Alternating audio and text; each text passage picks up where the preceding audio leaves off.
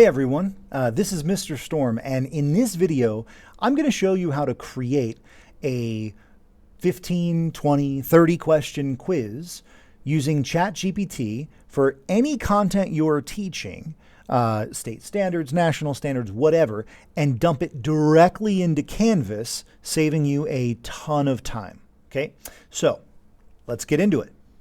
So the first thing is I have my Canvas page open. Let's say I'm teaching a brand new, for this example, we'll say US History 2 class, right? So it's brand new. I have no content in here. I just want to start building some content. Now, I'm going to start with a quiz, right, for the first unit. Let's say my first unit is on the industrial era in the United States, and I want to build a quiz on that first unit, okay? So what I need to do is first, I need to know what are the standards that I need to teach in that unit. So looking at the state standards or national standards or whatever, depending on what class you're teaching. For this class, it's state standards. Looking at our first unit, we have industrialization. This is what needs to be taught within that state standard. So what I'm going to do is copy this state standard, and I'm going to go to ChatGPT. And I'm going to say, using the following state standard, create a 15 question multiple choice quiz in Canvas, or a quiz, let's say, as a Canvas QTI file. It'll know that you just want a QTI file, but I'm just putting it in there because whatever. And I will pop in the standard. And I'm going to hit run.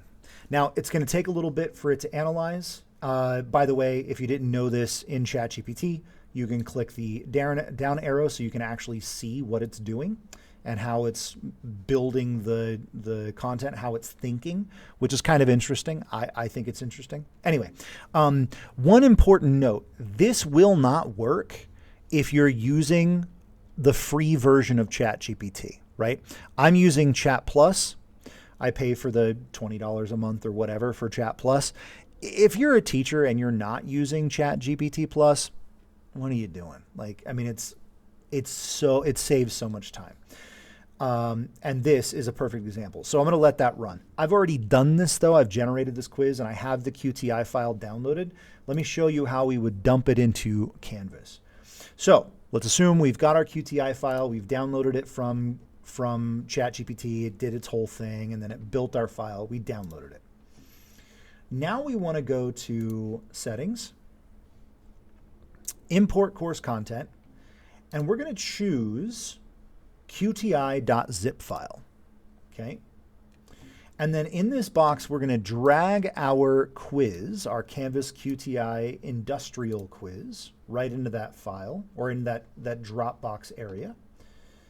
And we're going to leave all these other options blank. We don't need. We can import it as a new quiz if we really want to. It's up to you, whatever your preference is. I'm going to click Add to Import Q. And we're going to watch as it imports my brand new quiz. Completed. Perfect. That was fast. Now to find it, if I go to quizzes, I have a new quiz called Industrialization Quiz. It's worth 15 points. Let's go ahead and preview the quiz and see what questions we have.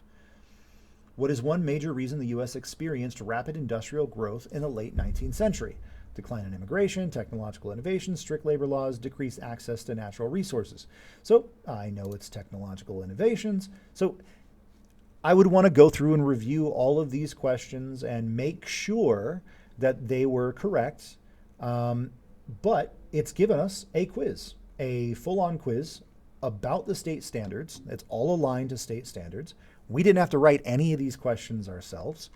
And if we go into the edit, we can see we have some options. We can shuffle our answers. We can sync it to Aspire, our SIS system. We can add time limits, set due dates, all that stuff. But we can also look at the individual questions themselves, and we can edit them to check to see which one is correct. So like it correctly identified technological innovations as the correct answer. And we can just go through and spot check, make sure that these all work. Which industry was most associated with Andrew Carnegie? Definitely steel. Perfect. Yeah, this is all great. And when we're done with that, we can even, let's say we haven't written some instructional content for this.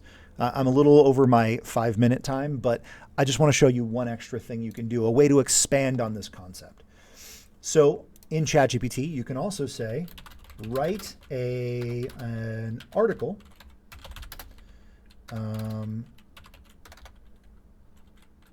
at a 10th grade reading level. Actually, no, we're going to do something different. Write HTML code for a Canvas page that teaches all of the content in this standard and the content covered in the quiz. Include learning objectives and short activities for students to be more engaged in the learning. We'll just see what it does. So here we go. It's giving me, perfect. I'm going to let this process here, and I'm going to come over to Canvas, and I'm going to lock this in. So I'll say save. Oh, I have to update question. Perfect. And let's save it. Great. So now this is my quiz, but I want a lesson to go along with it. So let's create a new page, and let's add one. We'll call it industrialization. Fine. And then we will come over here and grab our HTML. And we want to click the HTML editor here. And let's go ahead and paste it in. Click Save. Let's see what it gave us.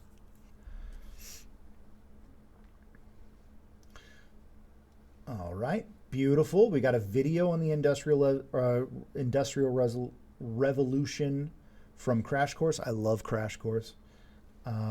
Key readings. So if we have a textbook, we can link it to our textbook or tell it what textbook we're using, and it will be more detailed here. This it just kind of came up with something. Key concepts, quick one. So there's some stuff. Perfect. This is really great. This is all great stuff, but it gave us a very quick page that helps to guide the learning.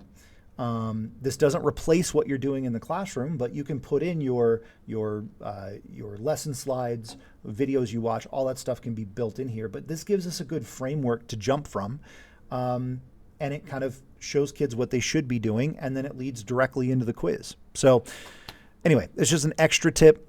I wanted this video to only be 5 minutes, but you know, it was such an extra couple minutes just to get that little extra piece is not a bad idea.